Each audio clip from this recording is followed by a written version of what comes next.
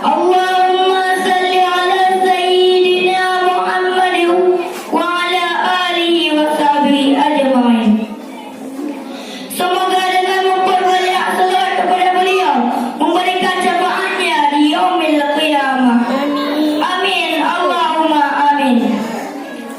Yang saya hormati kepada segenap dewan juri sebagai penilai pada hari ini. Yang saya hormati hadirin kaum muslimin dan muslimat dan teman-teman yang seperjuangan dengan saya. Izinkan saya pada kesempatan ini memaparkan sebuah pidato yang berjudul Adab kepada Guru. Hadirin hadirat rahimakumullah. Teman-teman, ayo bersyukur kepada Allah, ayo bersalawat kepada Rasulullah, dan ayo berbakti kepada orang tua dan guru. Teman-temanku, maukah kalian masuk surga?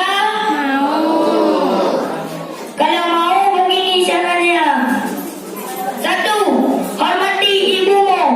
2. Hormati ayahmu. Dan 3. Hormati ibu bapa gurumu.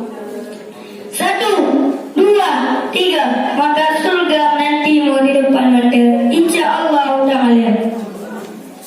Setiap manusia pasti memiliki orang tua. Tidak satu pun manusia yang lain tanpa orang tua. Di samping memiliki orang tua, kita juga memiliki guru. Di samping memiliki orang tua, kita juga memiliki guru. Tidak satu pun manusia yang lain yang menyandang berbagai gelar kehebatannya, sukses dalam karirnya dan pandai dalam proyeknya kalau tidak ada campur tangan dari seorang guru. Hadirin hadirat rahimakumullah. Di samping menghormati orang tua, kita juga harus menghormati guru. Karena beliau yang mengajari kita berbagai ilmu pengetahuan serta mendidik kita menjadi orang yang berguna pada masa yang akan datang. Walau bagaimanapun tingginya pangkat dan kedudukan seseorang, mereka tetap murid bekas murid yang pernah mengajari guru. Betul? Ingatlah wahai manusia, senjata untuk melawan kebodohan adalah alim ulama atau guru.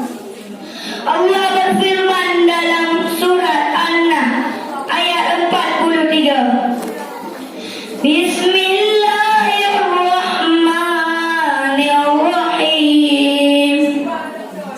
Fas'alu ahla dzikri in kuntum la ta'lamun. Fas'alu ahla dzikri, maka bertanyalah kepada orang yang memiliki pengetahuan. In kuntum la ta'lamun, jika kamu tidak mengetahuinya. Hadirin hadirat rahimakumullah.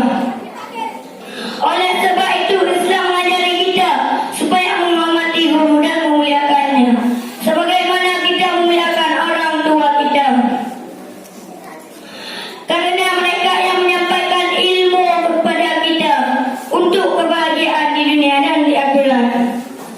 Adapun adab-adab murid terhadap gurunya adalah memuliakan guru, mendoakan kebaikannya, rendah diri kepada guru dan mencontoh akhlaknya.